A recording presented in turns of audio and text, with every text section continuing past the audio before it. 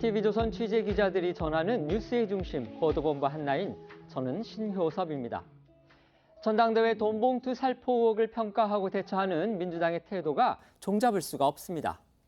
당대표는 사과하고 초재선과 비주류 의원들은 민주주의와 당의 위기라고 들끓고 있는 반면에 대표 측근들은 금액이 식대나 차비 정도에 지나지 않는다고 하고 직전 비대위원장은 전혀 큰 문제가 아닌 정치계 다반사라며 검찰과 여당 탓을 하고 있으니 말입니다. 다음 주 미국 국빈 방문을 앞둔 윤석열 대통령이 외신 인터뷰에서 우크라이나 무기 지원에 대한 전향적 입장을 밝혀서 또 파장이 일고 있습니다. 국제사회에서 전범으로 낚인 찍힌 러시아가 펄쩍 뛰는 건 물론이고 우리 야당까지 국익을 해치는 것이라며 비판하고 나섰습니다. 준비한 영상 먼저 본 다음에 관련한 소식들 자세히 전해드리겠습니다.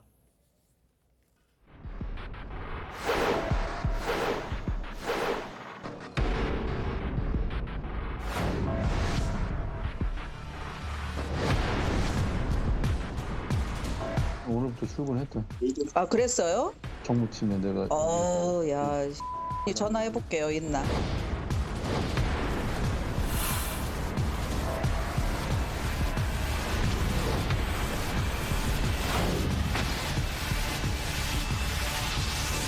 송영길 전 대표가 빨리 귀국을 해서 직접 해명하는 것이 좀 필요합니다. 그러니까 빨리 들어와서 좀 툭 터놓고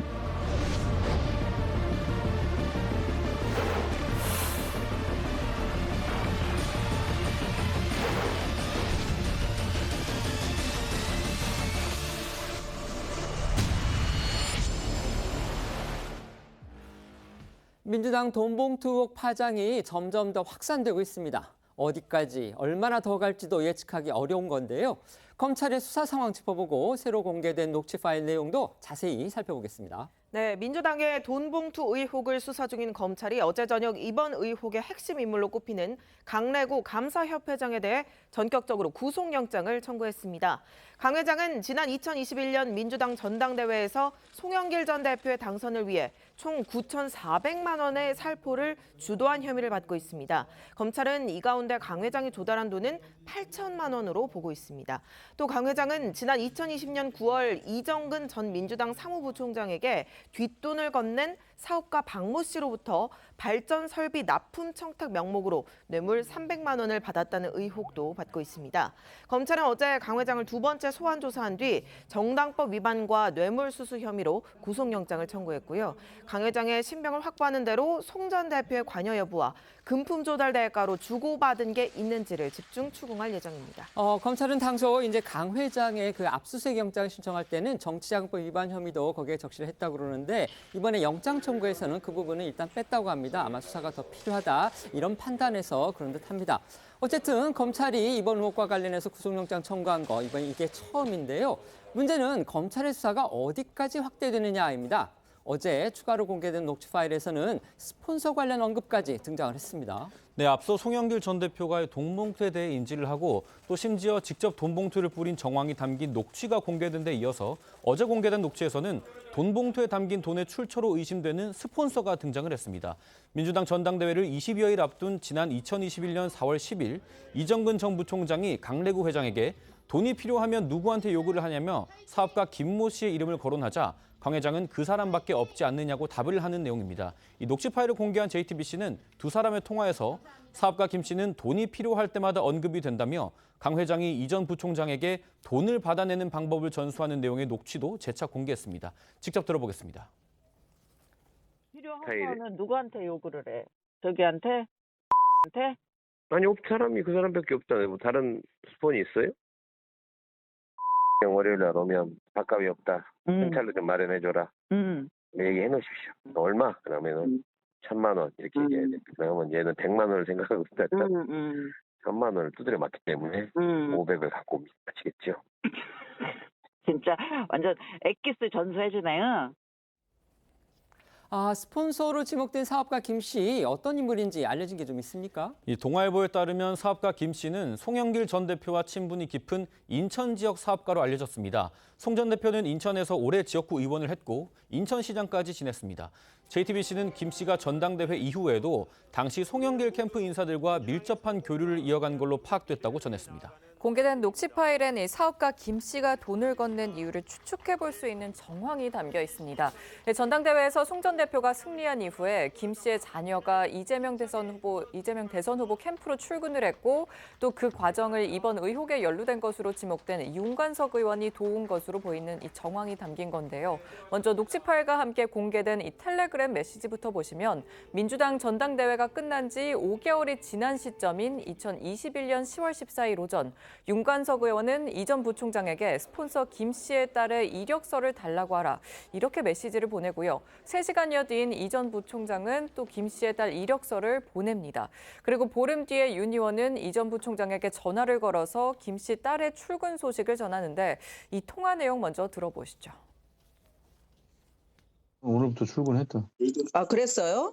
정무팀에 내가 야, 전화해볼게요, 있나? 촐랑거리고 또 여기저기 얘기하지 말고. 나한테 얘기도 안 하던데.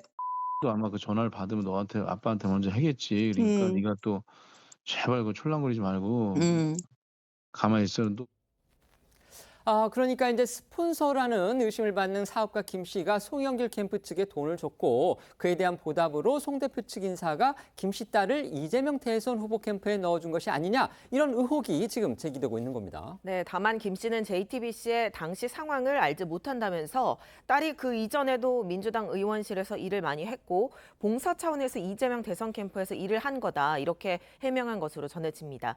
하지만 일각에서는 보수를 받지 않은 봉사활동 차원이었다고 해도 유력 대선 후보 캠프에서 경력을 쌓을 기회를 얻은 것이다. 이런 지적도 나옵니다. 관련해서 오늘 여야 주장 들어보겠습니다. 그것만 봐도 이심송심 확인되는 거고요. 이 대선 캠프가 꾸려지면 들어오고 싶은 사람들이 저 마포대교 너머까지 줄을 서요. 네. 아무나 들어올 수가 없다라고 할 정도로 이 대선 캠프에서 일하기 위한 경쟁도 굉장히 치열하게 벌어지거든요. 정치권에서는. 네. 그런데 송영길 전 대표에게 돈 봉투 만들어준 스폰서의 자녀가 윤관석 사무총장이 직접 챙겨서 대선 캠프 자리를 턱 하고 차지했다? 이게 연관성이 아니면 대체 뭐가 연관성이겠습니까? 제가 뭐 절대 쉴드 치고 이러는 건 아닌데 워낙에 무슨 그 캠프는 사람들이 어느 대선 캠프나 사람들이 많이 필요한 거고 뭐 거기서 무슨 별다른 특혜가 있다거나 이런 일이 아니기 때문에 그건 뭐 이것 가지고 그런데 이 사람이 뭐 이재명 대표가 당대표 된 다음에 당으로 들어왔다 뭐 이런다면 문제겠지만 그 캠프 때에는 워낙에 많은 사람들이 필요하고 또 그런저러한 인연으로 들어와서 네 그래서 뭐 그것만 가지고 뭘 이야기한다는 것은 너무 무리하게 연결하는 것 같고요. 그런데 녹취 파일에 등장하는 스폰서 의심 인물은 김 씨뿐만이 아닙니다. 윤 의원과 이 전 부총장의 대화에 등장하는 강모 씨도 후원자로 의심을 받고 있습니다. 강 씨와 했던 골프 약속을 바꾸는 과정에서 나온 두 사람의 대화에서는 당직까지 거론되기도 했습니다. 들어보겠습니다. 그렇게 신경 안 쓰시면 돼요. 아니, 그러지. 그다음에 그거 하나 나중에 저기 하나 주면 돼. 당시? 예. 그런 거에 하나 찾아보면 되니까. 예, 그니까. 새로 공개된 녹취 파일에서 이른바 이제 돈을 대준 후원자, 일명 저희가 이제 스폰서라고 보통 하죠. 그렇게 의심되는 인물들이 등장을 했고요. 그 다음에 그 돈의 후원과 관련해서 뭔가 대가성에 의심되는 그런 정황도 지금 공개가 됐습니다. 이렇게 새로 공개된 녹취 파일 내용들 어떻게 들으셨는지 패널들께 여쭤보겠습니다. 먼저 말씀해 주시죠. 우리 뭐 잘 아시다시피 흔히 공짜 점심은 없다. 뭐 이런 얘기 많이 하지 않습니까? 그래서 정치권에서 저런 식으로 그 뒷돈을 대준다는 사람들이 꽤 있거든요. 저희 이제 기자 생활을 하면서 많이 접해보게 되는데 그럴 경우에 반드시 대가가 있습니다. 저는 오히려 지금 있는 그 딸을 뭐 캠프에 넣어줬다는 거, 뭐 그거 당연히 그것도 대가성이 있을 거고요. 그다음에 그 외에 뭐 다른 인허가 같은 것들 있잖아요. 예를 들어서 그냥 제가 추정입니다만은 인천 지역의 송영길 대표 그러면 송영길 대표가 인천시장도 했습니다. 그렇습니다. 아시지만 인천시장은 각종 인허가권 같은 것도 가지고 있죠. 그래서 주변에 사업가들도 많을 것이고 아마 그런 관계의 연장선상에서 송영길 대표가 대표 경선에 나왔을 때 이제 스폰서 역할을 한 것이고 그 스폰서 역할을 바로 뭐 강래구 씨나 뭐 이런 사람들이 공유하고 있었던 것 아닌가. 그래서 이 대화 내용을 보면 굉장히 자연스럽다. 저는 이렇게 생각이 듭니다. 네, 말씀해 주십시오. 사실 이 녹취 파일이 언론에 보도가 돼서 우리도 다 듣고 있다라고 한다면 검찰도 당연히 이 내용을 확인했을 것이고 이것에 대해서 혐의점이 없는지 파악할 것이라고 생각이 듭니다. 물론 이 녹취 파일에 있는 이 대화 내용만 가지고 대가성이 있었다라고 확언하기는 어렵겠지만요. 적어도 수사의 단서가 되는 것만큼은 분명합니다. 검찰도 당연히 이 부분에 대해서 의심을 하고 더 많은 수사를 할 것으로 보입니다. 당연히 대가성 여부를 인정되는지 여부가 가장 핵심이 될 텐데요. 이것이 단순히 그동안 어떤 스폰서 역할을 해주고 그것에 대한 대가가 아니라 그동안 예전에 알고 있던 인연이라든지 또는 그전에도 그 딸이 민주당 의원실에서 일했다는 경력이 있다라고 하니까 다른 어떤 루트로 해서 캠프에 들어온 것인지 아니면 정말 그 스폰서와 대가성이 있는 부분인지 이런 부분들을 검찰이 앞으로 좀 수사를 해야 되지 않나라는 생각이 듭니다. 네. 어제 민주당에서는요, 이 녹취 파일에 이정근 전 부총장하고 송영길 전 대표의 어떤 직접 대화가 없다, 이 점을 지적을 하면서 녹취 파일의 신빙성이 의심된다, 심지어 이제 오염됐을 가능성도 있다, 이런 주장이 나왔다는 거 저희가 전해드렸었는데, 그런데요, 어제 송영길 전 대표의 목소리가 담긴 녹취가 또 공개가 됐습니다. 그렇습니다. 어제 민주당 대변인을 맡고 있는 박성준 의원은 공개되고 있는 녹취 파일에 송 전 대표와의 직접 대화 내용은 나오지 않고 있다면서 이 녹취 파일이 이미 오염됐을 가능성이 크다고 주장을 했습니다. 하지만 결국 송 전 대표의 육성이 그대로 담긴 이 녹취 파일도 공개가 됐는데요. 녹취를 공개한 JTBC는 송 전 대표가 이 전 부총장을 상당히 믿고 있음을 보여주면서 송 전 대표가 이 전 부총장과 당내 문제를 사사건건 논의했던 것으로 보인다고 전했습니다. 송 전 대표와 이 전 부총장의 통화 내용 직접 들어보시죠. 이거 CCTV 잘 맞춰서. 그거는 내가 잘 맞출게. 밤에 전화 가지고 나한테 욕은 욕이란 다 퍼부어가지고 내가 그냥 잠을 설쳤네 잠을. 이제 와서 이 충성 부대를 만들어놨어. 백업하는 그 군단을 내가 하여튼 오늘부터 만들게. 하여튼 뭐든 다 의논하고. 네, 알았어. 물론 이 내용만 이제 들어봐서는 이제 송 전 대표가 직접 돈봉투 전달을 지시했다거나 또 그 돈봉투가 전달된 사실을 알고 있었을 그런 정황을 확정하는 결정적 내용이다. 이렇게 보기는 솔직히 힘듭니다. 하지만 통화 내용을 들어보면요. 두 사람이 아주 상당히 가까운 사이라는, 들어서 아시겠지만 지금 이정근 부총장, 송영길 전 대표한테 거의 반말로 지금 얘기를 하고 있습니다. 그런 추측 가능하지 않을까 싶습니다. 네, 이런 가운데 이정근 전 부총장의 변호를 맡고 있는 정철승 변호사는 이 전 부총장이 민주당에 배신감을 느끼고 있다고 했습니다. 지난 18일 세계일보와 통화에서 이 전 부총장이 민주당의 노골적인 꼬리 자르기에 배신감을 느끼고 있으며 앞으로 어떤 일이 벌어질지 잘 모르겠다, 이렇게 말한 겁니다. 또 정 변호사는 민주당은 이 전 부총장에 대한 검찰 수사를 방관하고 꼬리 자르기만 하면 된다는 어리석은 판단을 하고 또 그런 모습을 보여왔다면서 민주당이 제일 어리석은 건 이정근이란 사람을 검찰이 이용할 수 있는 그런 사람으로 만들어버린 것이다 라고 또 전하기도 했습니다. 검찰이 원하던 건 이 전 부총장을 구속하고 진술을 확보해서 노영민이니 송영길이니 이런 사람들 구속영장을 치고 결국 이재명 대표를 치는 게 목표인 것 같다고 주장하기도 했습니다. 정치권 안팎에서는 기댈 곳이 없어진 이 전 부총장이 검찰에 협조적으로 돌아선 것 아니냐는 말도 나옵니다. 관련해서 정 변호사는 이 전 부총장은 검찰에 불지 않았다며 사실이 아닌데 어떻게 그걸 사실이라고 말할 수 있느냐면서 버텼다고 강조를 했습니다. 앞서 정 변호사는 이 전 부총장에 대한 영장 실질 심사가 이루어진 지난해 9월에는 본인의 SNS에 만약 이정근 위원장이 구속된다면 민주당에는 피바람이 불 것이라는 사실만은 미리 알려준다는 내용의 글을 올린 바도 있습니다. 관련해 오늘 민주당에서 나온 이야기도 들어보겠습니다. 뭐 세간에 아까 3만 건이라고 말씀을 하셨지 않습니까? 예. 그래서 뭐 3만 대장경이네, 2만 대장경이네, 뭐 이런 말. 그냥 거기에서 뭐가 튀어나올지는 모르겠는데 적어도 뭐 허위다, 짜집기다 그것 자체를 이렇게 말하기는 힘들다라고 생각을 합니다. 물론 실제로 이제 이루어져야 하기 때문에 뭐 관련된 분들이 있기 때문에 단정적으로 뭐 사실이다 이렇게 말하기는 힘들겠지만 적어도 이게 무슨 뭐 누군가의 뭐 조작이거나 짜집기거나 이건 아니다라고 하는 것은 분명한 것 같고요. 이미 압수수색을 받은 의원 중에 한 사람이죠. 이성만 의원인데요. 이 의원이 또 미심쩍은 행동을 했다. 이런 또 기사도 나왔습니다. 네, 어제 채널A가 전한 내용인데요. 이성만 의원이 검찰의 압수수색 직후 다른 피의자에게 전화를 했었다는 주장이 보도가 됐습니다. 이 의원은 전화를 받은 사람은 지역본부장에게 줄 1,000만 원을 마련한 걸로 지목된 이 조택상 전 인천시 부시장인데 앞서 조 전 부시장은 이정근 전 부총장에게 돈을 달라는 연락을 받았지만 거절했다고 밝힌 바 있고요. 이성만 의원과의 통화에 대해서는 이 의원이 압수수색 이후에 직접 전화를 걸어서 압수수색 영장에 뭐라고 적혀 있느냐고 물었다고 했습니다. 또 이 의원이 내 영장에는 당신이 돈을 준 것으로 적혀 있다며 나는 돈을 주거나 받은 기억이 없다고 말을 했다고 주장을 했는데 채널A는 이 의원 측에 통화 이유 등을 물으려고 전화와 문자로 연락을 했지만 답변을 받지 못했다고 전했습니다. 관련해서 앞서 의혹을 부인했던 이 의원의 목소리와 녹취 파일 속 대화 내용들도 다시 한번 들어보시죠. 입장문으로 다 밝혔잖아요. 사실은 무근이기 때문에 이 문제는 다퉈서 나갈 겁니다. 지난번에 얘기했던 거는 일단 저기 박도하고 다 얘기를 했어. 그냥 내가 받아서 내가 좀 줄 거야. 아니 그렇게 하지 마.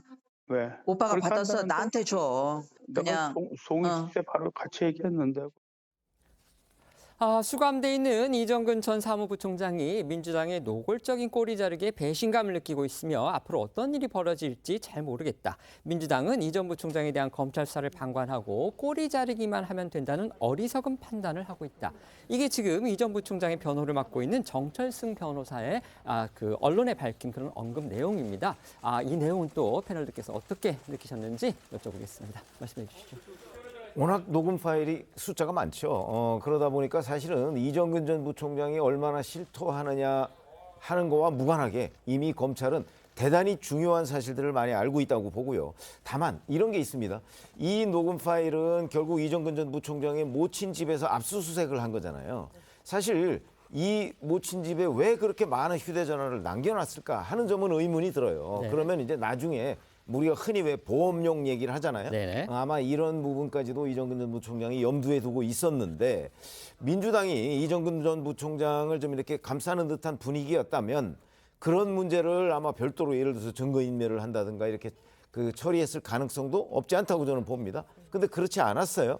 더군다나 이정근 전 부총장의 남편이 검찰에다가 USB를 추가 제출했다고 하더군요. 네. 그런 걸 보면 이정근 전 부총장이 상당히 지금 검찰 수사에 협조하고 있는 것은 틀림없는 것 같다라는 관점에서 본다면 지금 정철승 변호사가 얘기했듯이 민주당이 이정근 전 부총장에 대해서 정말 이렇게 꼬리 자르기나 어떤 선긋기 같은 식으로 나가지 않았다면 지금 이정근 전 부총장이 지금과 같은 정도로 검찰에 협조하지는 않았을 거 아니냐. 이런 추정은 충분히 가능합니다. 그런 점에서 저는 정철승 변호사의 저 주장에 굉장히 귀담아 들을 필요가 있다고 생각합니다. 아까 저희 기자가 전해드렸지만 이제 정철승 변호사는 그 이정근 부총장의 검찰 수사 협조 사실에 대해서는 이정근 부총장이 이제 불지는 않았다 이렇게 지금 주장하고 있기 때문에 그 부분은 또 저희가 지적을 해야 될 것 같습니다. 네, 말씀해 주십시오. 일단 정철승 변호사가 결국에는 이정근 전 부총장의 심경 변화가 배신감에 따른 거다 이런 취지의 이제 이야기를 하시는 것 같은데요. 사실 심경 변화가 어떻게 있었고 배신감이 있었는지 그거는 개인적인 것이니까 저희가 정확하게 알 수는 없습니다. 다만 객관적으로 보이는 사실은 이정근 전 부총장이 1심에서 4년 6개월의 실형을 받았는데 검찰이 구형을 3년을 했다는 그렇죠. 것이죠. 네. 사실 그것을 보기만 해도 검찰 쪽에 굉장히 많이 수사 협조를 했고 사실상의 플리바게닝이 이루어진 것이 아니냐라는 예측을 추측도 나오고 있습니다. 그런 네. 추측을 할 수도 있거든요. 왜냐하면 사실 우리가 형사 변호를 하다 보면 대부분은 검찰 구형이 더 높기 마련이기 때문에 검찰에서 3년 구형을 했는데 더 많이 나오는 경우가 그렇게 흔한 경우는 아닙니다. 맞습니다. 그렇기 때문에 객관적으로 봤을 때는 여러 정황상 이정근 전 부총장이 검찰 수사에 굉장히 협조하고 있다라고 볼 수밖에 없는 정황들이 있습니다. 근데 그것이 그 기저에 배신감이 됐던 심경 변화가 되었던 그런 걸 우리가 정확하게 추측할 수는 없겠지만 다만 중요한 것은 어떤 원인이든 간에 지금 현재 검찰 수사에 굉장히 적극적으로 협조하고 있다는 것이고 그리고 객관적인 증거인 녹취록이 3만 건이 있다는 것입니다. 그렇기 때문에 야당에서는 특히 민주당에서는 이정근 전 부총장의 심경 변화나 이런 부분에 주목할 일은 전혀 아니라고 생각합니다. 그것보다는 지금 현재 나와 있는 증거와 객관적인 자료들 이걸 보아도 분명히 혐의가 짙기 때문에 이 부분에 대해서 과연 국민들께 어떻게 사죄하고 진상조사를 어떻게 할지 이런 부분에 대해서 더 고심해야 될 될 것으로 생각이 듭니다. 네, 뭐 아시다시피 지금 이정구 부총장이 1심에서 이렇게 중형을 선고받기는 했는데요. 그 선고받은 내용은 어디까지나 지금 이정구 부총장의 개인 비리에 관한 부분입니다. 지금 이렇게 문제가 되고 있는 전당대회 돈봉투 살포 그 부분에 관해서는 지금 기소가 된 상태도 아니고 공식적으로 이정구 부총장에 대해서 어떤 수사 결과가 공개가 되거나 이런 사실은 없다는 거 저희가 말씀을 드리겠습니다. 이처럼 전당대회 돈봉투 의혹 계속 커지고 있는데 민주당 내에 파열음도 또 계속되고 있습니다. 이재명 대표 앞서 이제 공식 사과를 한 뒤에는요, 초대선 의원들 그리고 비명계가 이렇게 들끓고 있지만 별다른 추가 입장을 내지 않고 있습니다. 네, 이재명 대표는 지난 17일 돈봉투 의혹에 대해서 당대표로서 깊이 사과드린다며 고개를 숙인 바 있죠. 그러면서 이 대표는 송영길 전 대표와 직접 통화해서 조기 귀국을 요청했다 이렇게 밝히기도 했는데요. 이후 당 지도부 대응이 좀 더 강경해야 한다는 목소리가 연일 당내에 있었지만 이 대표는 별다른 추가 입장을 내지는 않고 침묵을 유지해왔습니다. 어제 국회에서 기자들과 만난 자리에서도 마찬가지였는데요. 지난 17일 나온 이 대표의 공식 사과와 어제 기자들과 만난 이 대표 모습 이어서 보겠습니다. 저희 민주당은 이번 사안을 엄중하게 인식하고 있다는 말씀을 드리면서 송영길 전 대표의 조기 귀국을 요청했다는 말씀도 드립니다. 송영길 전 대표가 살포에 직접 가담하는 정황이 발표됐는데 어떻게 보십니까? 우리 초선 의원님들께서 당에서 사실 그냥을 해달라고 요청하셨습니다. 좀 어떻게 보실까요? 방안은 송영길 대표 출당까지도 고민하고 계시나요? 이재명 대표는 보신 것처럼 기자들 앞에서는 말을 아꼈지만 돈봉투 의혹에 대한 진상을 직접 파악하기 위해서 물밑에서 움직이고 있다는 보도도 나왔습니다. 그러니까 이제 의혹에 연루된 것으로 의심받는 그 명단이 지금 뭐 여러 경로로 이렇게 퍼지고 있는데 그것에 올라 있는 그 의원들한테 이 대표가 직접 전화를 해서 경위를 파악을 했다. 지금 이런 내용입니다. 네, 노컷뉴스 보도 내용입니다. 취재 결과 이 대표가 최근 돈을 받았다고 언급이 되고 있는 의원들에게 직접 연락을 해서 사실 여부를 묻고 해명을 들은 걸로 확인됐다고 합니다. 이른바 이 사설 정보지에 거론된 한 의원은 노컷뉴스와의 통화에서 지난 16일 이 대표가 전화를 해 의원들의 의견을 듣고 있다며 송 전 대표 관련 당 대응 방안에 대해서 물은 뒤에 향간에 돌고 있는 이 사설 정보지 명단을 언급하면서 실제 돈을 받았는지 물어봤다고 말했다고 합니다. 이 해당 의원은 결백하다는 걸 이 대표에게 잘 말했다고 덧붙였다고 합니다. 그 외에도 이 사설 정보지에 언급된 복수의 의원들이 이 대표로부터 사실관계를 묻는 전화를 받았다고 밝혔고 본인들은 결백하다고 항변한 걸로도 전해졌습니다. 관련해 박찬대 최고위원은요, 오늘 한 라디오 인터뷰에서 사설 정보지에 언급된 의원들과 접촉한 결과 의혹을 인정하는 경우는 많지 않은 걸로 알고 있다며 아직 실명을 공개적으로 거론한 상황은 아니라고 말했습니다. 박 최고위원 목소리 들어보겠습니다. 지금 찌라시에 나와 있다고 하는 몇몇 사람들을 접촉을 한 결과 그 부분에 대해서 뭐 시인을 하거나 아니면 인정하는 경우가 사실 많지 않은 것으로 지금 알고 있거든요. 네, 그러다 보니까 이 부분에 대해서 파악할 수 있는 실질적인 방법은 좀 곤란한 상황이다. 뭐 네. 땅 투기라든지 그러니까 의혹이 불거졌을 때 의혹이 사실로 확정이 되지 않았음에도 불구하고 출당 조치를 한 적이 있었거든요. 이번에도 그러니까 최소한 실명이 공개된 그러니까 의원들에 대해서는 그런 어떤 조치는 검토를 해야 되는 거 아닙니까? 그때는 상당한 권익위의 조사가 있었거든요. 지금 며칠 사이에 그냥 홍두깨처럼 자다가 두드려 맞는 것처럼 언론을 통해서 우리는 전혀 접할 수 없는 내용들에 대한 것이 부분적 단편적으로 나오고 있지 않습니까? 네, 또 이른바 사설 정보지에 언급된 일부 의원들은 악의적인 허위 사실이라며 최초 유포자를 고발하는 등 법적 조치에 나서겠다는 방침으로도 알려졌습니다. 이런 가운데 지금 당 혼란의 핵심 요인으로 볼 수 있는 송영길 전 대표 역시 22일 날 기자회견을 갖겠다 이렇게 예고한 이후에 지금 별다른 입장을 내지 않고 있어서 결국 지금 당내 소란을 또 키우고 있습니다. 네, 송영길 전 대표는 오는 22일 프랑스 파리에서 이 돈봉투 의혹이나 조기 귀국에 대한 본인 입장을 밝히겠다고 예고한 바 있죠. 이에 대해서 조기 귀국하지 않고 왜 파리에서 기자회견을 하느냐, 당장 입장을 밝혀야 한다. 이런 비판의 목소리가 민주당 내에서도 나오는 상황입니다. 하지만 송 전 대표는 이후 별다른 추가 입장을 내지는 않고 이 22일 파리 회견 입장만을 고수하고 있는데요.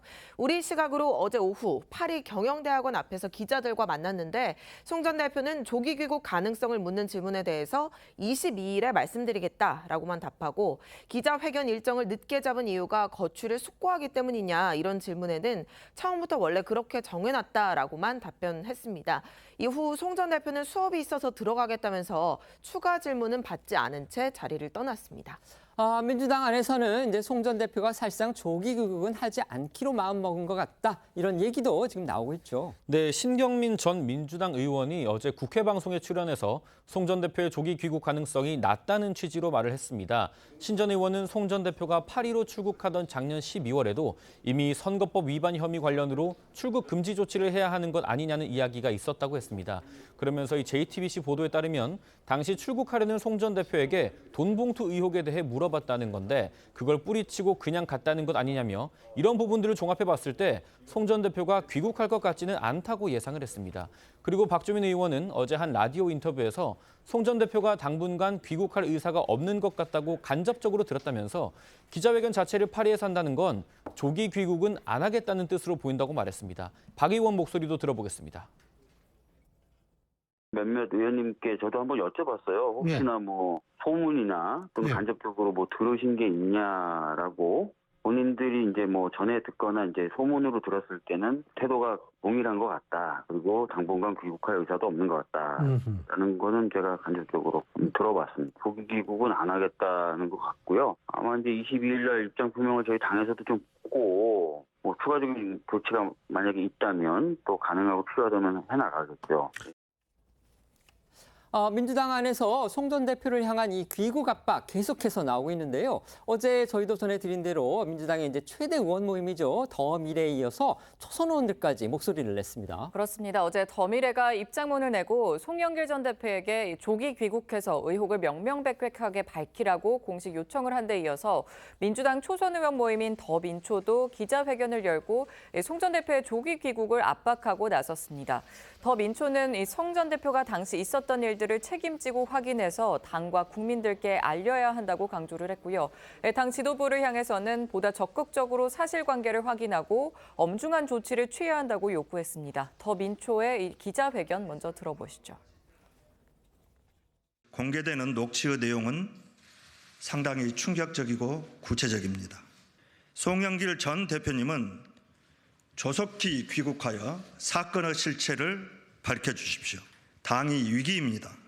당 지도부는 수사만 기다릴 것이 아니라 보다 적극적으로 사실관계를 확인하고 엄중한 조치를 취해 주십시오. 네, 이 엄중한 조치와 관련해서 비명계를 중심으로는 보다 강경한 목소리가 나오고 있습니다. 그러니까 송영길 전 대표는 물론이고요. 이번 의혹의 핵심 당사자로 거론돼서 압수수색을 받는 바 있는 윤관석, 이성만 의원에 대해서 탈당이나 출당, 더 나아가서 제명 조치까지 불사해야 한다. 이런 주장이 지금 나오고 있습니다. 네, 비명계로 분류되는 윤영찬 의원은 SNS에 송영길 전 대표가 입국을 거부한다면 당은 선제적으로 송 전 대표에 대한 출당이나 제명 조치를 취해야 한다고 글을 올렸습니다. 또 비명계 중진이죠. 연일 돈봉투 의혹에 대해 쓴소리를 쏟아내고 있는 이상민 의원은요. 오늘도 한 라디오 인터뷰에서 송 전 대표가 조기 귀국을 거부하고 있는 이유가 뭐냐 의혹을 제기하면서 제명과 출당 조치 등을 언급했습니다. 이상민 의원 목소리 들어보겠습니다. 지금 당한판 내릴 상황 아닙니까? 전 그렇게 봅니다. 국민들께서 이 돈 봉투 사건이 있었다라고 한다면 그 당을 온전히 보겠습니까? 또 표를 주겠습니까? 너무 상식에 반하지 않습니까? 당대표까지 여기만 보내고 이 사건이 터졌다면 본인이 돌아서 자기 얘기를 해야 될 것이고 해명이든 고백이든 또는 반론이든 해야 될 것이고 근데 지금 안 들어오고 하는 것은 뭐 캥겨서 그런 거 아닌가 이런 의심도 듭니다. 지금은 뭐 제 당으로서는 제명, 출당 조치 뭐 이런 것 등등 얘기했죠. 이재명 대표가 송영길 전 대표 문제에 대해서 이렇게 적극적으로 나서지 않는 것과 관련해서 다시 이심송심 논란이 일고 있다. 이 얘기 저희도 전해드렸었는데 관련해서요. 지금 비명계 일각에서는 송영길 지도부 체제에서 치러졌던 지난 대선 경선 과정에 대한 의혹 이것도 지금 제기하고 있다고 합니다. 네, 맞습니다. 조선일보에서 관련 보도가 나왔는데요. 이 비명계 일각에서 돈봉투 의혹이 불거진 전당대회를 통해 당대표가 된 송영길 전 대표가 지난 2021년 대선 후보 경선에서 이재명 대표가 대선 후보가 될 수 있도록 편파적으로 경선 관리를 했다는 의혹이 나오고 있다고 보도를 했습니다. 조금 더 구체적으로 살펴보면 당시 당 지도부가 경선 도중에 후보직에서 사퇴한 정세균, 김두관 후보가 받은 표를 무효표 처리를 했는데 이 표를 무효표 처리하지 않았다면 이재명 후보가 얻은 표가 50%에 못 미쳐서 이낙연 후보와 결선을 치렀어야 한다는 겁니다. 당시 이낙연 전 대표 측은 이 특별 당규를 잘못 해석했기 때문에 바로 잡아야 한다고 주장을 했지만 송 전 대표는 당은 분열됐을 때 군사 쿠데타가 발생을 했다면서 이 재심 요청을 거부했다고 합니다. 그리고 경선 온라인 투표에서 대리 중복 투표 가능성이 발견돼 이낙연 전 대표 측이 확인을 요구하기도 했지만 송영길 지도부가 이를 거절했다는 의혹도 제기가 됐습니다. 조선일보는 한 비명계 의원이 기울어진 운동장에서 치러진 경선이나 다름없다며 부정이 드러나면 현 지도부 체제도 정당성을 유지하기 힘들 거라고 말했다고 전하기도 했습니다. 물론 이제 이 같은 보도는요 주로 이낙연 전 대표 측의 인사들의 주장에 근거했다 이렇게 저희가 말씀을 드리겠고요. 또 지난 대선 때 이제 송영길 대표가 당권을 맡고 있기는 했지만 구체적인 대선 경선 관리의 책임 그리고 결정 해석 권한은 당 중앙선거관리위원회가 갖고 있었다는 점, 이 점도 저희가 감안을 해야 할 듯합니다. 어쨌든요 관련해서 이낙연 전 대표가요 미국으로 떠나기 전에 이번 돈봉투 의혹에 대해서 좀 더 구체적인 입장을 내놨다 이런 내용도 뒤늦게 전해졌습니다. 맞습니다. 앞서 장인창을 치르기 위해서 일시 귀국했던 이낙연 전 대표가 측근들에게 돈봉투 의혹에 대해 우려를 표한 것으로 전해졌었죠. 중앙일보는 소식통의 말을 인용해서 이 전 대표가 어떤 말을 했는지 조금 더 구체적인 내용을 보도했습니다. 이 전 대표는 미국으로 출국하기 전 이낙연계 의원들과 만찬을 함께 한 것으로 알려졌는데 이 자리에서 이 전 대표는 국가적 위기 상황에 민주당이 불신받게 된 상황을 우려했다고 전해졌습니다. 김대중 정부 시절 대통령 아들들의 비리 의혹이 잇따라 터졌을 때 자신이 당시 여당 대변인을 지냈었는데 기회가 있을 때마다 엄정한 수사를 촉구하는 성명을 여러 번 냈다면서 당시 비리 의혹에 단호하고 엄정하게 대처해야 한다는 판단에 청와대의 눈치를 보지 않고 기자들 앞에서 엄정한 수사를 촉구했다고 강조했다고 합니다. 중앙일보는 이 전 대표가 돈봉투 의혹에 대해서 당의 투명한 대응과 엄정한 수사를 촉구한 것으로 풀이된다는 소식통의 말을 전하기도 했습니다. 이처럼 당 내에서조차 지금 송영길 전 대표의 귀국을 압박하고 또 출당, 탈당, 심지어 이제 제명 같은 강경 조치 주장까지 쏟아지고 있는데요. 하지만 친명계 일각에서는 여전히 이 의혹을 경시한다든지 또는 이제 송 전 대표를 옹호하는 지금 발언이 나와서 논란을 자초하고 있는 상황입니다. 그렇습니다. 앞서 저희도 전해드렸지만요. 친명계 좌장격인 정성호 의원은 한 라디오 인터뷰에서 송 전 대표가 돈봉투 의혹을 몰랐을 것이라면서 두둔하고 또 이 돈봉투 액수도 기름값이나 식대 수준으로 봐야 한다 이렇게 말해서 논란을 빚었죠. 정 의원은 다음 날인 어제 입장문을 내고 실언을 했다고 사과했습니다. 하지만 정 의원 사과가 무색하게 친명계 장경태 최고위원은 어제 한 라디오 인터뷰에서 실무자에게 건넸다는 돈봉투 이 50만 원은 사실 한 달 밥값도 안 되는 돈이고 의원들에게 갔다는 300만 원도 욕심낼 이유가 없는 돈이다 이렇게 말해서 논란을 더욱 키웠습니다. 두 사람 목소리 들어보겠습니다. 송 대표 본인은 저는 뭐 알지 못했을 거라고 저는 생각합니다. 전당대회 실체하다 보면요, 뭐 대표가 그런 거 무슨 관여하고 보고받고 할 시간이 제 경험상은 거의 없습니다. 그리고 금액이 뭐 국민들 전체적으로 뭐 큰 금액이라고 생각하지만은 대개 실무자들의 뭐 차비, 뭐 진짜 소위 말하는 기름값, 뭐 식대 이런 정도 수준이거든요, 사실은요. 50만 원은 사실 이게 이 한 달 밥값도 안 되는 돈이긴 하거든요. 50억을 7명에게 준 것과 50만 원을 20명에게 준 것과는 좀 차이가 있겠죠. 50만 원을 지급할 수는 있었을 것 같다는 생각은 드는데요. 의원들한테 300만 원. 의원들 300만 원은 국회의원이 300만 원 받을 이유도 없고 뭐 그럴 거에 욕심낼 이유도 없거든요. 그래서 좀 저는 이해가 안 갑니다.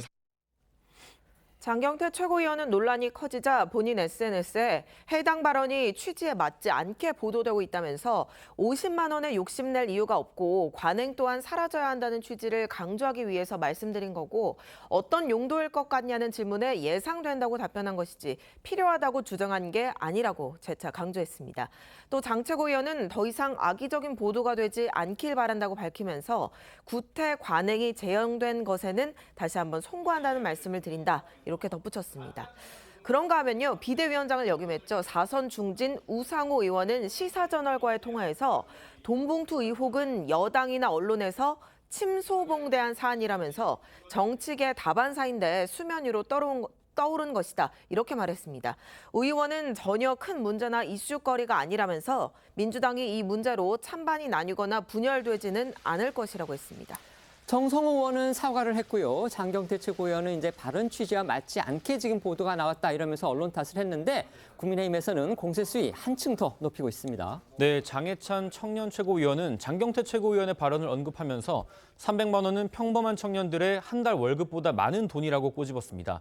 사과도 하지 않고 있는 장경태 최고위원은 사퇴해야 한다고도 목소리를 높이기도 했습니다. 이어서 오늘 열린 최고위 회의에서 돈봉투라고 적힌 봉투를 직접 찢는 퍼포먼스를 보이면서 과거 86그룹 운동권 정치인 등의 연루 의혹으로 논란이 됐던 새천년 NHK 유흥주점 사건을 꺼내들며 썩은 구태라고 일가를 했습니다. 권성동 의원 역시 일부 민주당 의원들이 사석에서 돈봉투 의혹에 대해 고작 300만 원이라고 하는데 그럼 민주당 의원들은 300만 원의 정치적 소신을 팔아넘겼다는 뜻이냐며 비판하기도 했습니다. 김기현 대표는요. 이재명 대표와 송영길 전 대표가 30분간 통화를 하면서 어떤 얘기를 나눈 것이냐고 의혹을 제기하기도 했습니다.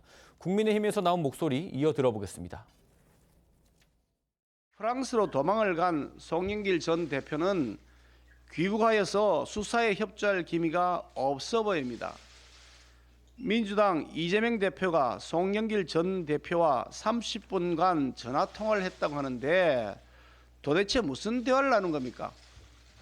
송 대표와 이재명 대표가 서로 말을 맞추어서 진실 은폐하기로 뭐이라도 한 겁니까?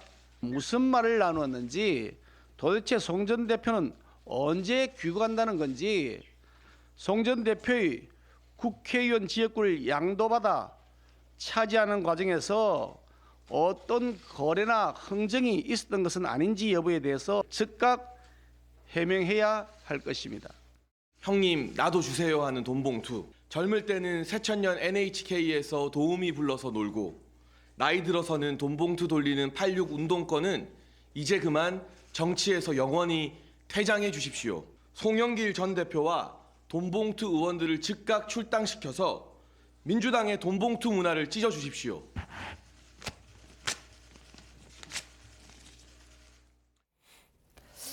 민주당 이재명 대표가 최근 이제 돈봉투 의혹 사건과 관련해서 사과도 하고 그다음에 국민 앞에 고개도 숙였지만 그 이후에 지금 송영길 대표 등에 대한 당내의 강경 조치 요구가 빗발치고 있는데도 지금 계속 침묵하고 있습니다. 이 같은 이재명 대표의 대처가 과연 옳은 것인지 아니면 뭔가 더 행동이 필요하다고 보시는지 패널들께 한번 말씀 들어보겠습니다. 한번 얘기해 주시죠. 일단 송영길 대표가 22일에 기자회견을 일단 예정에 두고 있습니다. 물론 그 전에 입장을 더 발표해야 되는 거 아닌가라는 아쉬움이 들기는 합니다. 그렇다고 하더라도 일단 전 대표가 22일에 기자회견을 하고 그때 일단 본인의 어떤 입장을 밝히겠다고 해놓은 상태이기 때문에 이재명 대표로서도 지금 당 일각에서 지금 불고 있는 송 대표에 대한 엄격한 조치를 해야 되는 부분을 서둘러 하기는 좀 어려움이 있을 거라고 생각이 듭니다. 당연히 22일까지는 기다려주겠다라는 입장인 것으로 보이는데요. 그렇다고 하더라도 물밑으로는 분명히 송영길 전 대표에게 귀국을 해야 된다라는 부분에 대해서 압박을 하고 있을 것이라고 전 개인적으로 생각합니다. 22일 날 만약에 기자회견을 했는데도 송영길 전 대표가 조기 귀국을 하지 않는다는 방침을 보이게 된다라고 한다면 이재명 대표로서는 이제는 그때는 어쩔 수 없이 더 엄중한 조치로 나아갈 수밖에 없지 않나라는 생각 듭니다. 네, 말씀해 주십시오. 사실은 지난번에 둘이 30분간 통화를 했다고 했죠. 그 30분이라는 통화는 이 돈봉투 의혹의 전모에 대해서 송영길 전 대표가 아마 이재명 대표한테 설명을 했을 거고요. 그다음에 이재명 대표는 당의 입장이 어떻다라고 하는 것 정도를 얘기하면 30분은 지났을 것 같아요. 네. 근데 사실은 그때 저는 두 사람 간에 전 현직 대표 아닙니까? 더군다나 이심송심이라고 할 정도로 둘 사이에 굉장히 밀월 관계를 형성해 왔었는데 돈봉투 의원이 딱 터지니까 서로 좀 각자 도생하는 듯한 느낌이에요. 네. 그래서 제가 보기에는 같은 당 사람 아닙니까 어차피. 그리고 대표를 이어받고 국회의원은 또 역으로 이어받고 뭐 이런 사이이기 때문에 사실은 그때 더욱더 많은 대화를 해서 그 송 전 대표가 뭐 들어오든 아니면 현지에서든 이 문제를 수습하는데 앞장서도록 하는 그런 쪽의 대화가 필요하지 않았었나. 지금처럼 저렇게 각자 마치 이재명 대표 쪽과 송영길 대표 쪽이 편을 갈라서 싸우는 듯한 양상을 보이는 거는 두 사람뿐만 아니고 민주당에도 별로 안 좋잖아요. 그래서 이재명 대표의 보다 높은 정치력이 요구되는 시점이다. 저는 그렇게 봅니다. 네. 이재명 대표 본인의 사법 리스크 상황도 짚어보겠습니다. 백현동 특혜 의혹 수사가 또 급물살을 타고 있는데요. 핵심 인물인 김인섭 씨의 옥중 편지를 저희 TV조선이 단독 입수해서 보도했습니다. 네, 김인섭 씨는 이재명 대표의 성남시장 선거 시절 선대 본부장 출신이죠. 네, 백현동 사업이 진행되던 당시 이재명 대표와 정진상 전 실장 등 성남시를 상대로 인허가 청탁 등 로비 활동을 벌인 의혹을 받고 있는 인물입니다. 이재명 대표는 대선 당시 백현동 특혜 의혹은 국토부 협박 때문이었고 김인섭 씨 역시 연락도 되지 않는 인물이라고 선을 그었었는데요. 김인섭 씨 역시 2010년 이후 이 대표 측과 왕래가 없을 뿐 아니라 백현동 사업 당시 자신은 별건으로 수감된 상황이었는데 어떻게 로비를 할 수 있었겠냐 이렇게 의혹을 부인해왔습니다. 앞서 나온 이 대표의 목소리와 김인섭 씨 목소리 한번 들어보시죠. 우리 이 후보님의 성남시장 선거 선대 본부장을 하신 분이 이 개발 시행업체에 영입이 되니까 산속에 있는 자연 녹지에서 4단계를 띄워가지고 준주거지가 되면서 용적률이 5배가 늘고. 저는 연락도 잘 안 되는 사람인 말씀을 일단 드리고 성남시의 최대한 이익을 확보하는 조건으로 국토부와 식품연구원이 요구하는 대로 법에 따라서 용도를 바꿔준 겁니다. 솔직히 이재명하고 나하고 별로 안 친해요. 나는 친해 있는 거 지금 몰라서 2010년도부터는 거의 배제된 상태인데. 근데 2015년 9월달에 됐는데 공무원한테 부탁한다? 이게 상식적으로 맞는 얘기요? 네, 하지만요, 저희 TV조선이 김인섭 씨가 백현동 사업이 진행될 당시 성남시 공사 비리로 수감된 상태에서 측근에게 썼던 옥중 편지를 입수를 했습니다. 그 편지 속에는 수감 중이었기 때문에 로비를 할 수 없었다는 김 씨의 주장과는 좀 상반되는 정황들이 담겨 있었는데요. 좀 구체적으로 살펴보면 김 씨는 측근에게 10여 차례에 걸쳐서 총 18장의 편지를 보냈습니다. 사업 시행자가 지구 단위 신청도 안 했는데 진행 상황을 확인할 필요가 있다고 말하는 등 이 백현동 인허가 사업 과정을 훤히 꿰뚫고 있는 듯한 모습을 보였습니다. 김인섭 씨 또 정진상 전 실장을 비롯해서요. 당시 이재명 성남시장 측근들이 수차례 자신을 면회한 사실도 그 편지에 적었다고 합니다. 네, 또 이 김인섭 씨 옥중 편지는요. 지구 단위 계획 수립과 관련해서 지난번 접견 때 정 전 실장에게 의중을 물어봤다 이런 대목도 있습니다. 백현동 용도 상향과 지구 단위 계획 수립 등은 모두 김인섭 씨가 옥중에 있을 때 진행된 사안들로 확인이 됐습니다. 김인섭 씨 편지 중에서 또 특이한 표현이 하나 있었습니다. 바로 사장 이 표현인데요. 그런데 이 사장이 이재명 대표를 암시하는 용어였다. 이런 또 해석이 나오고 있습니다. 네, 김인섭 씨가 정진상 전 실장 등이 면회를 왔었다고 언급한 편지에서 김 씨는 사장이 재판 초기부터 끝까지 모두 파악한 것 같다고 밝혔습니다. 사장이 당신 때문에 일어난 일이라고 해석하는 것 같다며 걱정 말고 출소 때까지 건강 챙기라고 전했다고 적기도 했습니다. 여기에 대해서 김 씨의 측근 등은 사장이 이재명 당시 성남시장을 의미한다고 밝혔는데요. 앞서 유동규 전 본부장 역시 당시 이재명 시장을 지칭하는 은어가 사장 혹은 회장이었다고 주장한 바가 있습니다. 유 전 본부장 목소리 들어보겠습니다. 은어가 있었던 것 같은데. 네, 사장. 그다음에 뭐 술집에서 이야기할 때는 회장. 그러니까 사장이라는 용어는 뭐 그냥 빈번하게 쓰였나 보네요. 예. 빈번하게 제일 쓰였고. 그 사장이라는 게 그 뜻하는 의미가 누구를 의미하는 건지 이재명이 맞는지 그게 좀. 예, 이재명 맞습니다. 네. 이런 정황들로 미뤄봤을 때 김인섭 씨는 별건으로 수감 중인 상황에서도 정 전 실장 등을 통해 이재명 대표와 소통을 해온 걸로 의심이 되고 있는 건데요. 최근 김인섭 씨의 신병을 확보한 검찰이 이런 정황을 통해서 이재명 대표 수사에도 속도를 낼 걸로 보입니다. 유동규 전 본부장은 이재명 대표의 선거법 위반 재판은 물론이고요. 이 대표의 최측근인 정진상 전 실장 그리고 김용 전 부원장 재판 등에 지금 동시로 증인으로 나서면서 법정 증언을 쏟아내고 있습니다.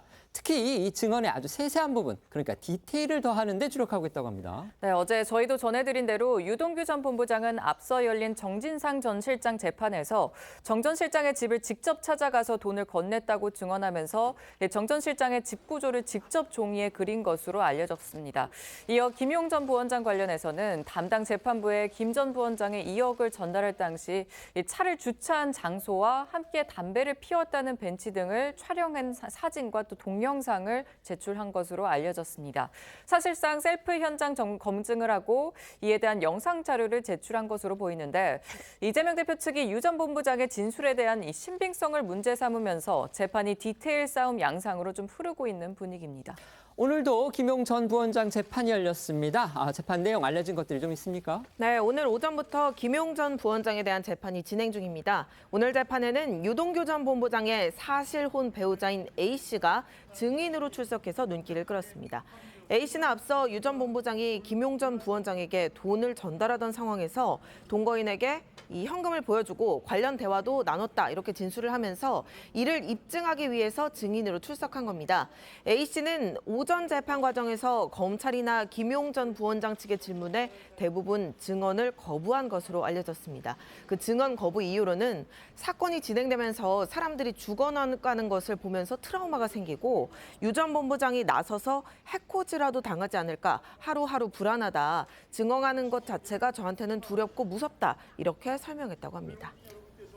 이재명 대표의 대표적인 사법 리스크 가운데 하나죠. 바로 이제 백현동 특혜 의혹인데 이 수사가 급물살을 타고 있습니다. 특히 이제 저희가 전해드렸듯이 저희 TV조선이 단독 입수한 김민섭 씨의 그 옥중 편지가 그 이 대표로 향하는 중요한 단서가 될 가능성이 있어 보이는데요. 이걸 어떻게 평가하시는지 패널들께 한번 여쭤보겠습니다. 말씀해 주시죠.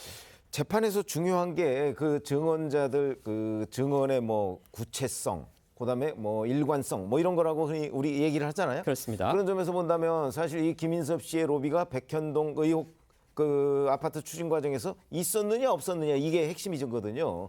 그런데 그에 관해서 이 김인섭 씨에 대해서 연락도 잘 안 되는 사람이라는 게 이재명 대표의 그동안의 해명이었고, 그다음에 김인섭 씨는 조금 전에 나왔습니다마는 아니 자기가 옥중에 있었는데 그때 무슨 로비냐. 이 모든 걸 뒤집는 하나의 증거가 바로 옥중 편지다. 저는 이렇게 생각하거든요. 이 옥중 편지 잘 아시다시피 2016년 1월 달에 이제 나온 옥중 편지입니다. 그 외에도 뭐 여러 가지가 있지만 거기에 보면 자기가 옥중에 있어가면서 자기 최측근인 김모 씨를 통해서 계속해서 로비를 한 것으로 지금 편지에다 담겨 있거든요.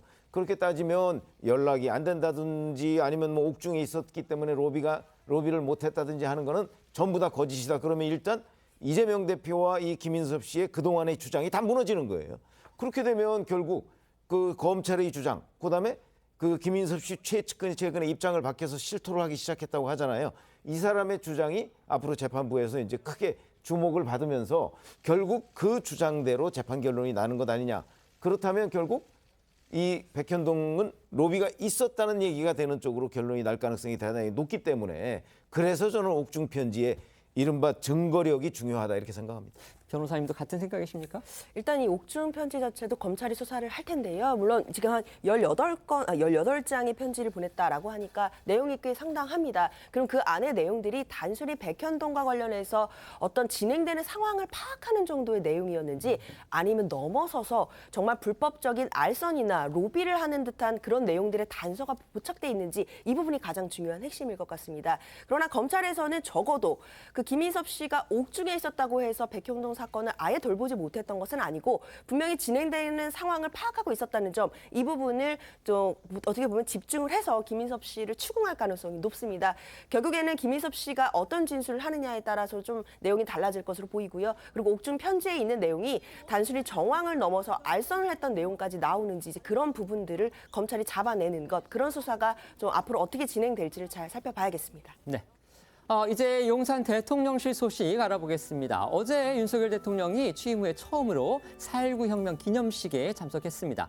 그런데 윤 대통령의 이날 기념사 내용을 두고서 지금 정치권에서 공방이 벌어지고 있습니다. 그렇습니다. 어제 취임 후 처음으로 4.19 기념식에 참석한 윤 대통령은 기념사에서 4.19 혁명 열사가 피로써 지켜낸 자유와 민주주의가 사기꾼의 농락당해서는 절대 안 된다고 했습니다.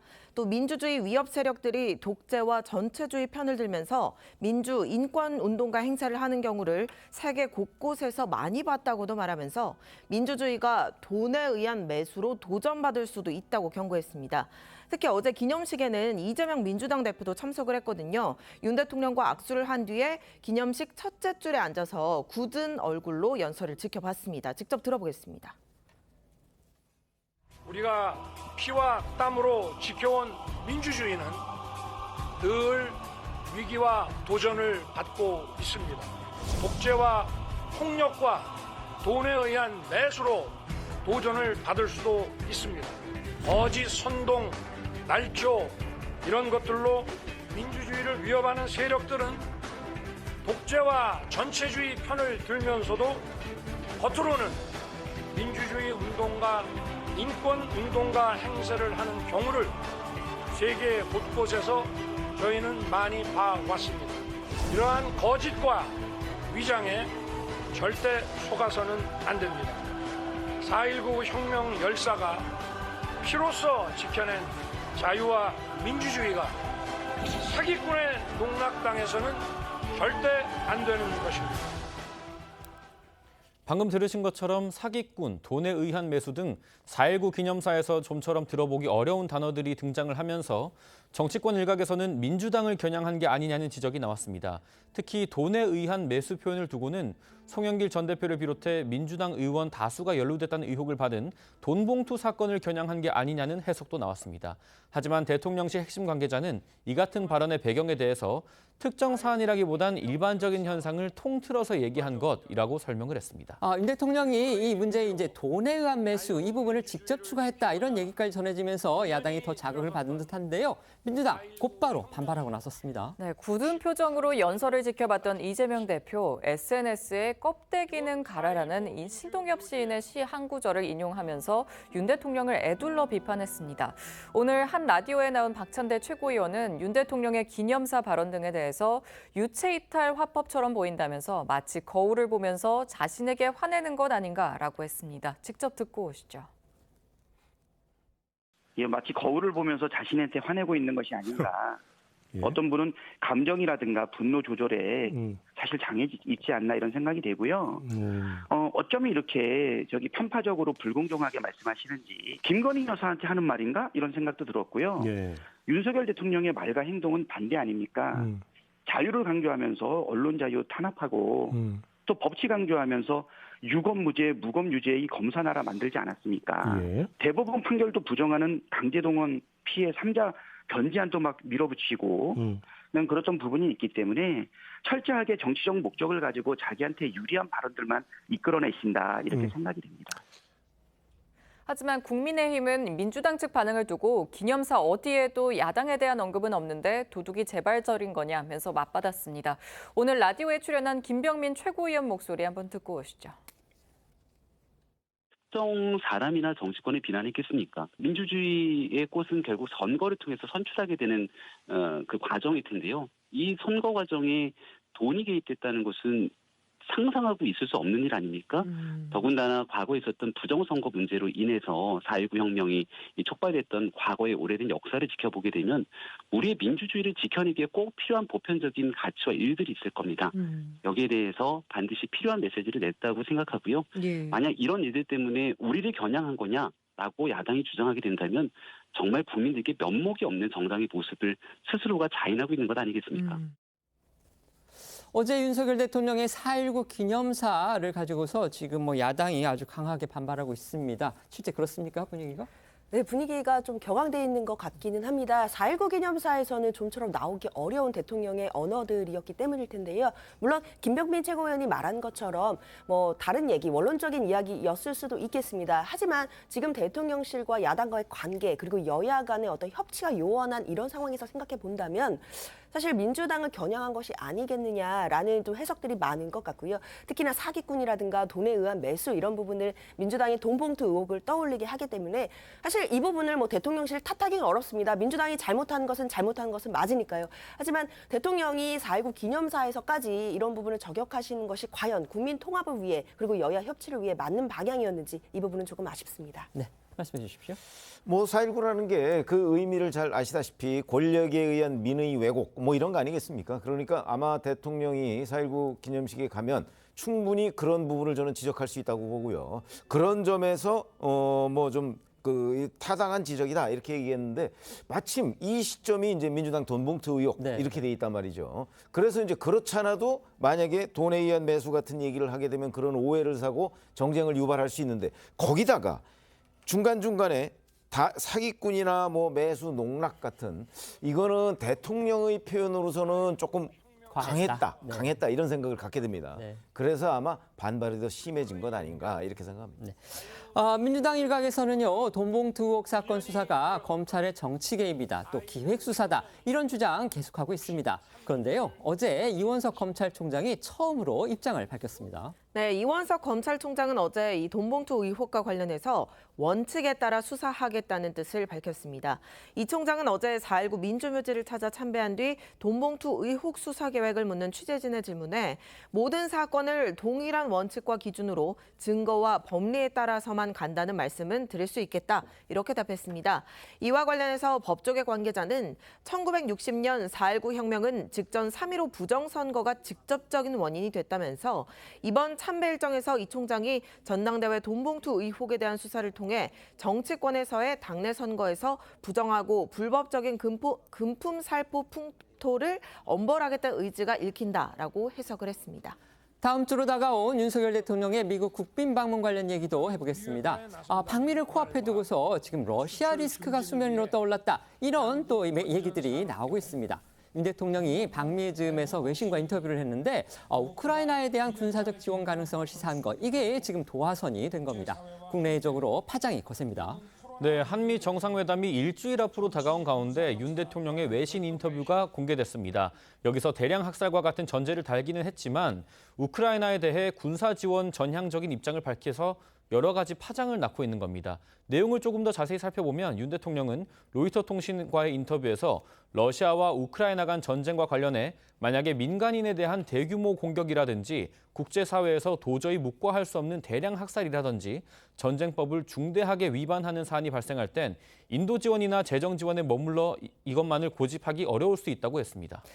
민간인을 겨냥한 대규모 공격, 이런 지금 전제 조건이 붙기는 했지만요. 실상 살상무기 지원 불가라는 한국 정부의 기존 입장이 그 변경 가능성을 보여줬기 때문에 지금 이목이 집중되고 있는 겁니다. 네, 그동안 정부가 살상무기 지원에 선을 그어온 데에는 러시아와의 관계 악화에 대한 우려가 깔려 있습니다. 우리가 우크라이나에 무기를 지원하면 러시아는 북한에 대한 군사 지원을 할 수 있고 지금까지와는 차원이 다른 도발로 한국의 불만을 표시할 수 있다는 우려입니다. 물론 직접적인 군사 지원까지 가지는 않더라도 러시아와의 관계는 북핵 위협 관리 측면에서 굉장히 중요한데요. 그럼에도 윤 대통령이 우크라이나의 무기 지원 가능성을 시사한 건 다음 주 있을 한미 정상회담을 의식한 것으로 풀이가 되고 있습니다. 미국이 원하는 무기 지원 가능성을 시사하면서 대신 우리가 원하는 이를테면 핵 확장 억제 강화 방안 등을 이끌어내고자 하는 포석일 수 있다는 분석이 나오는 겁니다. 당장 러시아가 아주 강하게 반발하고 나섰습니다. 네, 러시아 크렘린궁이 어제 비판 메시지를 직후해냈고요. 또 오늘은 러시아 외교부가 반러시아 적대 행위를 운운하면서 경고 수위를 높였습니다. 앞서 러시아 크렘린궁은 한국이 러시아의 비우호적 입장을 취했다면서 무기 지원은 분쟁에 대한 분명한 개입을 뜻한다고 했습니다. 이어 러시아 외무부는 우크라이나에 대한 어떠한 무기 제공도 반러시아 적대 행위로 간주하겠다면서 무기를 제공할 경우 한반도 주변 상황에 대한 러시아 입장에도 영향을 미칠 수 있으며 양국 관계에도 부정적으로 영향을 줄 것이다 이렇게 전했습니다. 하지만 우리 대통령실에서는요, 이런 러시아의 반발에 대해서 이제 원론적인 대답이다 이렇게 입장을 또 밝혔어요. 네, 대통령실 고위 관계자는 오늘 오전 기자들과 만나서 어제 대통령이 말한 건 상식적으로 원론적인 대답이라며 러시아의 행동에 달려있기도 하다고 말했습니다. 그러면서 인도적 기준에서 국제사회 모두가 심각하다고 할 민간인 살상이나 인도적 문제가 발생한다면 그런 가정에서 한국도 지켜만 볼 수 있느냐는 표현이라고 설명을 했습니다. 또 국방부 대변인은 오늘 오전 정례 브리핑을 갖고 입장에 대해서 여러 번 말씀을 드렸다. 우크라이나에 살상 무기를 지원하지 않는다는 정부 방침에는 변화가 없다고 밝혔습니다. 반면에 미국은 환영한다 이런 입장이죠. 그렇습니다. 미국은 우크라이나에 대한 무기 지원 가능성을 시사한 윤 대통령의 언급에 대해서 지금까지 한국의 기여를 높이 평가한다면서 한미 동맹의 굳건함을 강조했습니다. 미 국방부 대변인은 미국은 북대서양 조약기구와 우크라이나 국방연락그룹에 대한 한국의 기여를 환영한다면서 미국과 한국은 국제법, 규칙, 또 규범에 기초한 국제질서와 평화 및 안정 유지에 대한 약속을 포함하는 이 공동의 가치를 기반으로 철통 같은 동맹을 맺고 있다고 강조를 했습니다. 민주당은 윤 대통령에 대해서 비판적인 입장입니다. 국익을 해친다. 바로 이게 이유입니다. 네, 민주당은 오늘 윤 대통령을 강력하게 비판을 했는데요. 박홍근 원내대표는 우크라이나 군사적 지원 가능성 발언을 당장 공식 철회하라고 요구했습니다. 하지만 국민의힘에선 이 대통령실의 입장처럼 원칙적 발언을 이었다면서 대통령을 옹호했는데 각각의 목소리 듣고 오겠습니다. 윤석열 대통령은 우크라이나 군사적 지원 가능성 발언을 당장 공식 철회하십시오. 국가 안보와 직결된 중차대한 문제를 국민적 공감대, 심지어 국회의 동의 없이 대통령 독단으로 결정할 수 없습니다.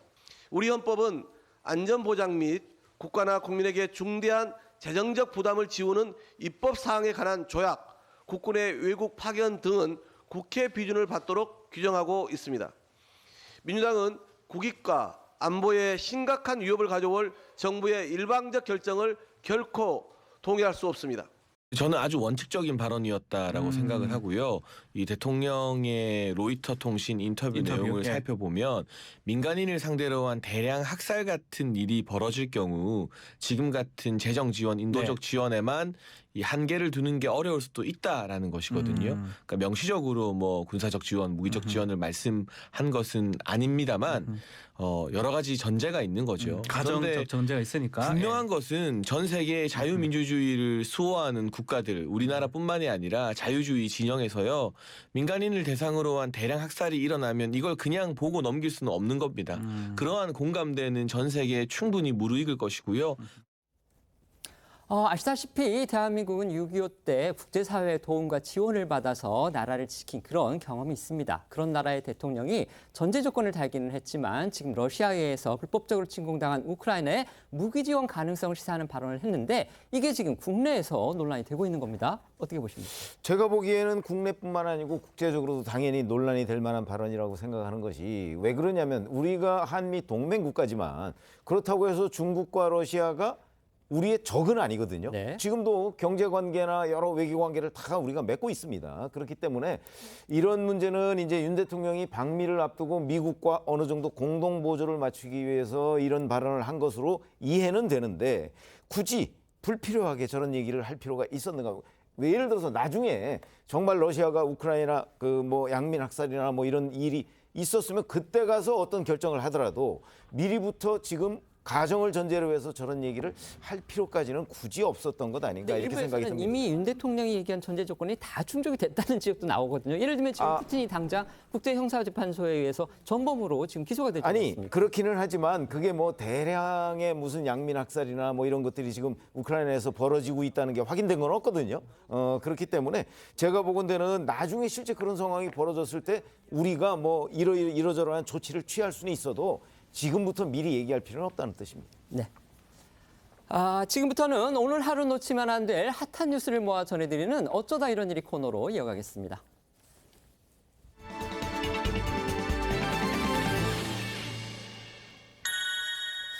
첫 번째 키워드는요, 딸의 성냥 수발입니다. 북한 김정은 국무위원장 그리고 딸 김주혜 관련 소식입니다. 네, 애연가로 알려진 김정은 위원장이 담배를 피우려고 할 때 이 딸 김주혜가 옆에서 저렇게 성냥갑으로 보이는 초록색 상자를 들고 있는 모습이 포착이 돼서 눈길을 끌고 있습니다. 지난 18일 국가우주개발국을 현지 지도한 이 김정은 위원장과 딸 주혜의 사진을 보면 손가락에 아직 불을 붙이지 않은 담배를 끼우고 있는 김 위원장 옆에 김주혜가 성냥갑으로 추정되는 것을 쥐고 서 있는가 하면 또 걷는 동안에도 같은 물건을 들고 있는 것이 포착이 됐습니다. 김주혜가 들고 있는 이 초록색 상자는요, 김 위원장이 간부들로부터 브리핑을 받을 때 재떨이와 나란히 책상에 있던 성냥갑과 같은 것으로 추정이 됩니다. 김주혜는 대외적으로 2013년생, 만 10살로 알려져 있거든요. 그동안 공개 책상에서 아버지 김 위원장의 뺨을 어루만지는 등 다정한 딸의 모습을 보여왔고, 또 북한 매체에서도 존귀한 자제분 이런 경어를 사용해 왔는데 10살밖에 안 된 어린 딸이 담배 수행을 하는 듯한 모습 좀 의아하다는 지적도 있습니다. 그동안 북한 매체를 통해 나왔던 김주혜 관련 발언 들어보겠습니다. 역사적인 중요 전략무기 시험 발사장에 사랑하는 자제분과 여사와 함께 몸소 나오시어 시험 발사 전 과정을 직접 지도해 주시며 경애하는 전 비서동지께서 존귀하신 자제분과 함께 촬영장에 나오시자 전체 참가자들은 열렬한 흠모심을 뜨겁게 분출하며 폭풍 같은 만세 환호를 힘껏 터쳐 올렸습니다. 김정은 동지께서 존경하는 자제분과 함께 숙소에 도착하시자 국방성 지휘관들과 조선인민군 대연합부대, 연합부대 군종 지휘관들이 가장 뜨거운 경모의 정을 안고 영접했습니다. 4년 전이었죠. 하노이에서 이제 미북 정상회담이 열렸었는데요. 당시에는 김 위원장의 동생 김여정이 재떨이를 들고 서 있던 그 모습이 또 당시에는 포착이 됐었죠. 네, 지난 2019년 하노이 미북 정상회담 당시에 열차를 타고 가던 김 위원장이 중국의 한 기차역에서 휴식을 취할 때 공개된 장면입니다. 기차 밖에서 담배를 피우는 김 위원장 옆에서 동생인 김여정 부부장이 재떨이를 들고 서 있는 모습이 찍혀서 화제가 됐습니다. 김여정 부부장은 이전에도 오빠인 김 위원장의 결제 서류나 펜을 챙기면서 밀접 수행을 해왔었는데요. 이는 다른 나라 정보기관이 담배꽁초에 묻은 타액으로 김 위원장의 건강이나 이 DNA 관련 정보를 확보하는 걸 막기 위해서 가장 믿을 수 있는 측근인 김여정이 재떨이 수행에 나섰을 거란 해석이 나왔었습니다. 당시 김 위원장이 라이터 대신에 성냥으로 담배에 불을 붙이고 그 성냥을 다시 성냥갑 안에 넣는 장면도 눈길을 끌었었는데 이 역시 같은 맥락에서 생체 정보를 흘리지 않기 위해 사용한 성냥도 챙긴 거란 분석입니다. 애연가로 유명한 김 위원장이요, 이 라이터 대신에 이제 성냥을 사용하는 거, 이것도 사실 이색적입니다. 네, 거기엔 다양한 해석들이 있는데요. 일각에서는 김 위원장이 할아버지 김일성 전 주석이 생전에 성냥을 즐겨 사용하던 모습을 흉내내기 위해서 그런 거다, 이런 분석이 하나 있고요. 또 폭발의 위험이 있어서 라이터 대신 성냥을 쓰는 거다라는 의견도 있습니다. 주영 북한 대사관 공사를 지냈죠. 국민의힘 태영호 의원은 과거 한 방송에서 라이터 불가스가 성냥보다 폐 건강에 더 좋지 않기 때문에 성냥을 사용하는 거다, 이렇게 설명하기도 했습니다. 두 번째 키워드는요, 반가워요 백발 안성기입니다. 투병 중인 것으로 알려진 안성기 씨의 모습이 보입니다. 어떤 소식입니까? 네, 혈액암으로 투병 중이라는 소식이 알려지면서 많은 팬들의 걱정을 샀던 배우 안성기 씨. 한층 건강해진 모습으로 오랜만에 공식 석상에 등장했습니다. 안성기 씨는 어제 제4회 4.19 민주평화상 시상식에 수상자로 참석을 했는데 저렇게 검은색 수트에 염색 없이 하얗게 센 백발로 등장을 해서 눈길을 또 끌었습니다. 안성기 씨는 시종 얼굴 가득 특유의 온화하고 인자한 미소를 띄우고 있었는데 안색도 이전보다 훨씬 밝아 보였고 붓기도 많이 가라앉은 모습이었습니다. 안성기 씨는 지난해 9월 배창호 감독 특별전 개막식 행사에 참석했을 때 혈액암 투병 소식을 알린 이후 인터뷰를 통해 투병 의지를 드러내왔었죠. 지난 발언들 한번 들어보시죠. 오랜만에 이 작품 함께 보시게 된 소감 부탁드릴게요. 40년 만에 이 영화를 또 본다는 거는 굉장히 가슴을 좀 설레게 하고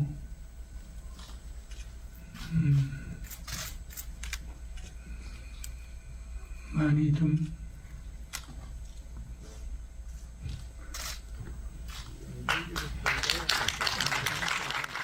오래오래 영화 배우로 살면서 늙지 않을 줄 알았고 또 나이를 잊어버리고 살았는데 최근 들어 시간과 나이는 멈출 수 없다는 것을 실감하고 있습니다.